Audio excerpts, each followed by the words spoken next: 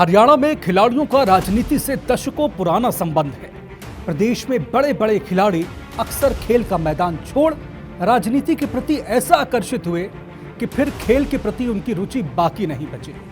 सियासत के प्रति ऐसी ही दिलचस्पी अब विनेश फोगाट और बजरंग पूनिया के दिल में भी जग उठी है। तभी तो दोनों ने विधानसभा चुनाव से ठीक पहले कांग्रेस का दामन थाम लिया है। कांग्रेस ने विनेश फोगाट को जुलाना से प्रत्याशी बनाया है तो बजरंग पूनिया को कांग्रेस के किसान संगठन का कार्यवाहक अध्यक्ष नियुक्त किया है। अब दोनों ही खिलाड़ियों की एंट्री चुनाव के गणित को कितना प्रभावित कर पाएगी, आज इसी मुद्दे का विश्लेषण करेंगे। शुरुआत कुछ सवालों के साथ। हरियाणा विधानसभा चुनाव में खिलाड़ी बिगाड़ेंगे किसका खेल? ओलंपिक खिलाड़ी विनेश फोगाट क्या चुनाव में कमाल दिखा पाएंगी? विनेश के सियासी मैदान में उतरने से बीजेपी को नुकसान होगा। हरियाणा में खिलाड़ियों का सियासी सफर कितना हुआ सफल? खेल का मैदान छोड़ राजनीति में किस्मत आजमाने वाले खिलाड़ियों की फहरिस्त लंबी है। कई कामयाब हुए तो कई फिसड्डी साबित हुए। हरियाणा के सियासी अखाड़े में राजनीतिक दांव पेच कई खिलाड़ियों ने खेले हैं। अब इसमें नई एंट्री विनेश फोगाट और बजरंग पूनिया की थी।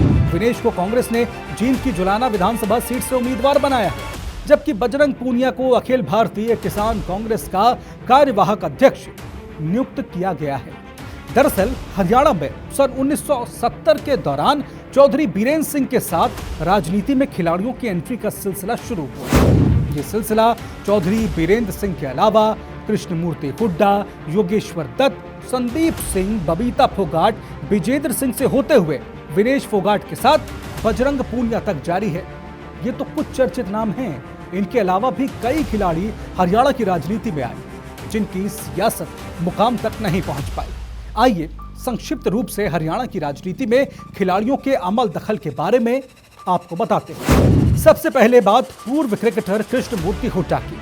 वो अपनी राजनीतिक पारी की शुरुआत में खूब परवान चढ़े। कृष्णमूर्ति हुड्डा विधायक और मंत्री तक बने, लेकिन कांग्रेस के सत्ता से दूर होते ही कृष्णमूर्ति हुड्डा साइडलाइन होते चले गए। फिलहाल वो बीजेपी के साथ हैं।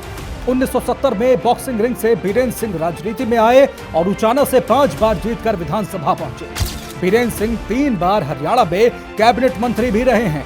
साथ ही 3 बार सांसद बने और केंद्र में ग्रामीण विकास और लौह एवं इस्पात मंत्री भी रह चुके हैं। दंगल गर्ल बबीता फोगाट साल 2019 में दादरी से चुनाव अखाड़े में किस्मत आजमाने उतरी, लेकिन उन्हें निराशा हाथ लगी। हालांकि वो बीजेपी नेता हैं और पार्टी ने उन्हें सम्मान देते हुए राज्य महिला विकास निगम का चेयरपर्सन भी बनाया। पहलवान योगेश्वर दत्त भी कुश्ती का अखाड़ा छोड़कर सियासी दंगल में 2-2 हाथ करने के लिए उतरे। 2019 में बीजेपी ने उन्हें बरौदा विधानसभा से प्रत्याशी बनाया, लेकिन कांग्रेस के श्री कृष्ण हुड्डा से उन्हें चुनावी रण में पटकनी मिली।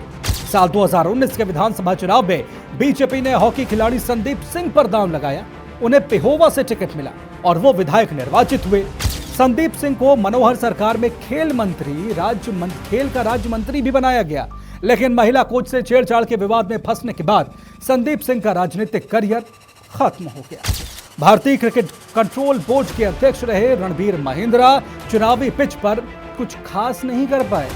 राजनीति में एंट्री के बाद वो एक बार विधायक चुने गए, लेकिन उसके बाद 2019, 2024 और 2009 के कांग्रेस के प्रदर्शन जो उनका था वो बड़ा ही निराशाजनक रहा और वो चुनाव में हार गए। बॉक्सर विजेंद्र सिंह की भी राजनीतिक महत्वाकांक्षाएं परवान चढ़ी और बॉक्सिंग रिंग को छोड़कर वो राजनीति में आ गए। 2019 के लोकसभा चुनाव में विजेंद्र सिंह कांग्रेस के टिकट पर दक्षिणी दिल्ली से चुनावी मैदान में जरूर उतरे, मगर अपनी जमानत तक नहीं बचा पाए। 2024 में कांग्रेस छोड़ वो बीजेपी में आ गए। बीजेपी के पूर्व सांसद बृजभूषण सिंह पर यौन शोषण के आरोप लगाकर पिछले साल महिला पहलवानों ने दिल्ली में आंदोलन किया। विनेश फोगाट और बजरंग पूनिया ने उस आंदोलन में मुख्य भूमिका निभाई।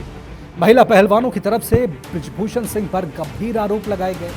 हालांकि बृजभूषण सिंह ने कहा कि महिला पहलवान कांग्रेस के बहकावे में आकर झूठे आरोप लगा रही हैं। इस मामले को विपक्ष ने जोर शोर से उठाया था।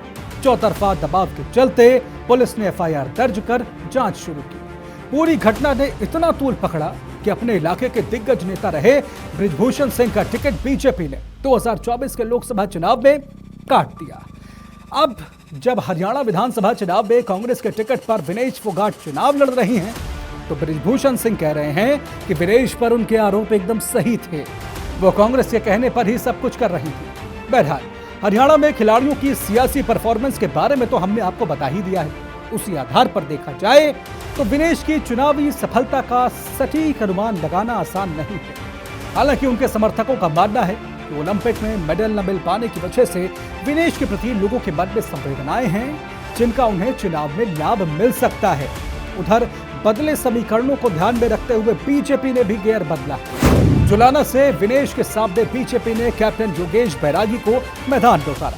कैप्टन योगेश पेशे से एक पायलट है, वो 35 साल के हैं और जींद जिले के सफीदों के रहने वाले हैं। कैप्टन योगेश बैरागी बीजेपी के युवा मोर्चा के उपाध्यक्ष हैं और हरियाणा में बीजेपी खेल प्रकोष्ठ के सह संयोजक का पद भी उनके पास है।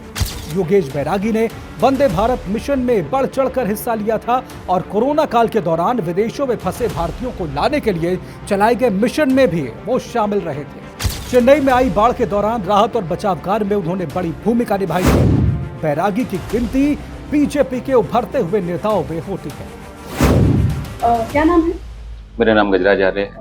गजराज जी, ये जो विनेश फोगाट है ओलंपिक खिलाड़ी, उन्होंने चुनावी अपना सफर शुरू किया है, तो क्या लगता है कितना सफल रहेंगे? हाँ, सफल का ज़्यादा कुछ नहीं कहेंगे।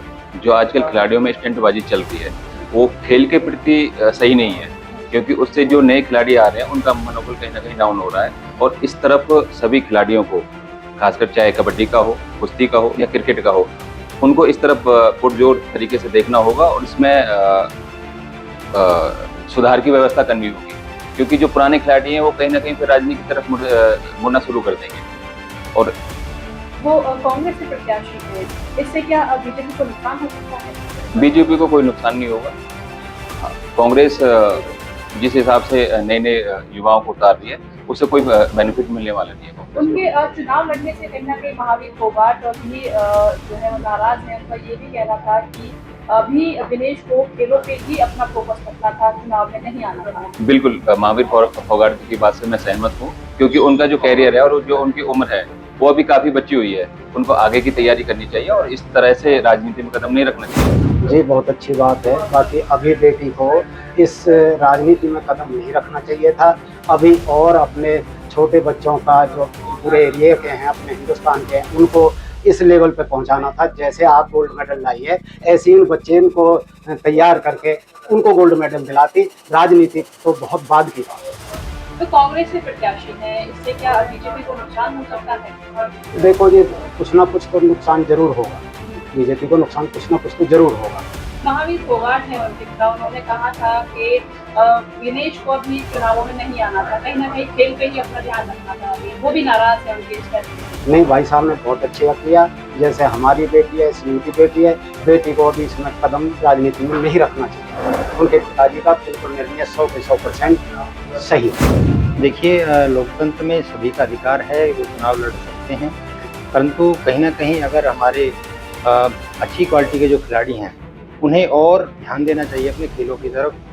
राजनीति तो थोड़े दिन बाद भी हो सकती थी, परंतु क्योंकि हमें उम्मीद थी कि कहीं ना कहीं विनेश फोगाट हमारे देश के लिए और भी कुछ अच्छा कर सकते हैं, खेल से संबंधित कुछ अच्छा कर सकते हैं, परंतु चलिए, उन्होंने अगर ये राजनीति के माध्यम से अच्छा करना चाहती है खिलाड़ियों के लिए, तो ये भी शुभकामनाएं हैं हमारी। विनेश के सियासी मैदान में करने से क्या बीजेपी को नुकसान हो सकता है? बिल्कुल नुकसान होगा, क्योंकि कहीं ना कहीं उस समय देखने में आया था जब वो धरने पे बैठी थी, प्रदर्शन करने पे बैठी थी, और कहीं ना कहीं उनको एक बड़े किसान संगठन का भी समर्थन मिला था। तो वाकई कहीं ना कहीं बीजेपी के लिए एंटी इनकम्बेंसी का काम ये करेगी और विनेश को इसमें सफलता भी मिलेगी।